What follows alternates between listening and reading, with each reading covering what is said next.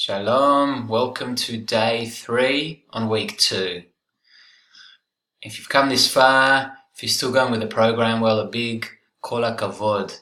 Well done, you're doing great. If you're just joining us or have joined us recently, that's also absolutely fine and welcome.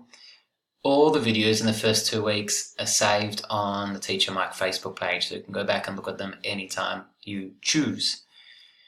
If you are still with us from more or less the beginning, amazing, and hopefully you've been able to find that time each day to do your Hebrew studying. Again, as we spoke about, that will make it a whole lot easier to build a habit, which you're definitely doing by now, and therefore to stick with it and reap the rewards of a 250-word vocabulary and slang, which is really cool because we're about to learn our first slang word today. So let's get straight to our word list. That's not it. Here it is. Okay, I've got 5 words today plus the extra word, which is the slang word. We'll leave that till last. How exciting. Our first word for today is the word for bicycle. It's ofaneim. Ofaneim. Okay, that's bicycle. If you wanted to say like a motorbike, you'd say something else. So ofaneim is bicycle. Very, very important word if you live in Tel Aviv. Or in many places in Israel.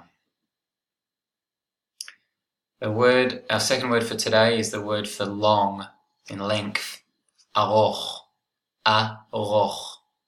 A nice fun word to say there with all of our Hebrew sounds. So aroch is long. It's not tall or high. Different words completely. So aroch is just length. The word for pants is michnasaim. Michnasaim. Okay.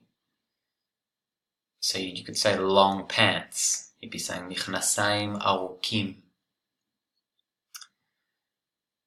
Because aroch matches the noun that it's describing. Michnasaim is actually a plural word. We're seeing this aim on the end. It's generally a sign that it's a plural. So, as we've spoken about a little bit, the adjective, the long, aroch, has to match the noun, michnasaim, pants. So the adjective would change its form. Instead of being aroch, it would be arukim. Michnasaim arukim. Don't worry, that's something that plagues people that immigrate to Israel and try and learn Hebrew for years. The fact that in English pants is kind of like a single and in Hebrew it's a plural. Well, let's just not get in there. We'll all get confused. Let's carry on. The word for hard or difficult is kashe. Kashe. Now the 2 pictures are here to indicate that kashe can be like a maths problem, something that's really hard to kind of solve or understand. Like, this is a hard Hebrew lesson. It was difficult. Difficult is probably the right English word. So that's kashe in one form. In the other kind of form or meaning, it's a physically hard surface, like a hard hat. Kashe. Very important word. And the last word for today, or the last vocab word before we get to our slang, is the word for mountain, which is har. Har. There's a good one to practice your resh, r sound, har. Okay. Now, I did want to add,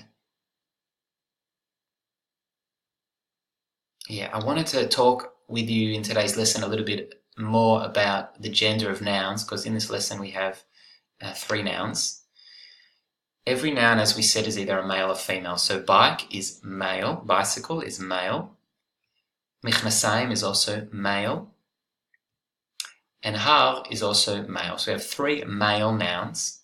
And just a little trick when it comes to remembering gender, if that's something that you also want to kind of add into your practice. You don't need to. This is not a course about learning the gender of nouns. But just as like a little kind of tip, something that really works for me is to use a mnemonic. That's like a mental image that you connect to the word. And in order for me to learn the gender of words in Hebrew, if it's a male, I think of that noun blowing up, like imploding.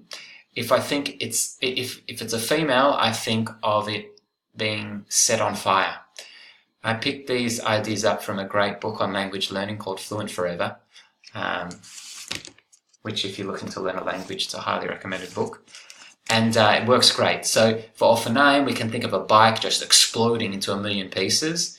And for Michnasaim, and for Har, we can think of a mountain blowing up, we can think of a pair of pants blowing up, and a bike blowing up. And that way we'll remember that they are male.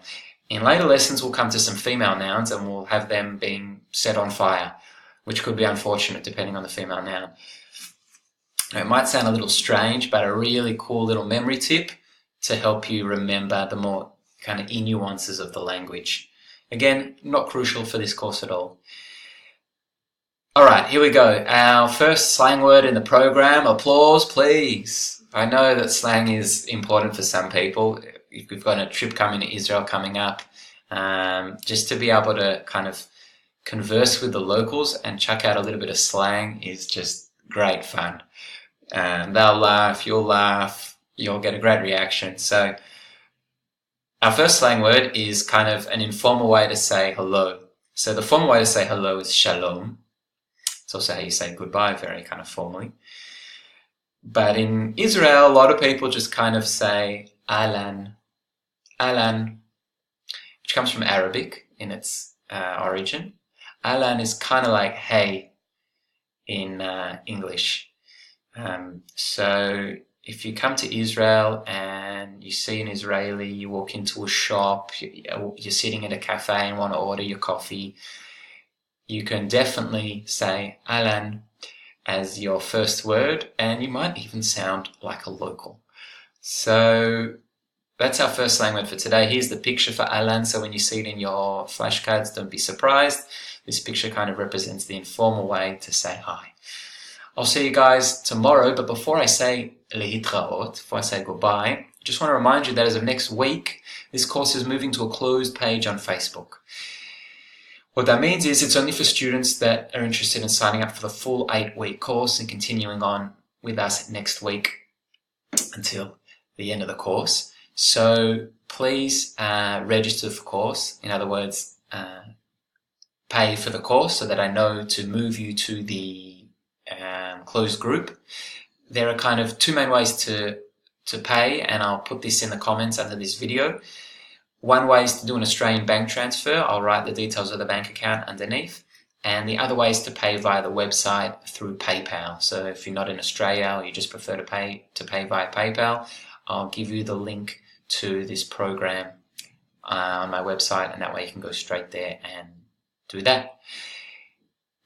Please let me know if for whatever reason you can't get payment done in the next few days, so I will anyway transfer you to the closed group. I'll send you an invitation on Facebook, you just have to accept, and you can pay me as soon as you possibly can. So that's kind of just a few housekeeping issues. I'll see you guys tomorrow for day 4 on week 2. Litraot.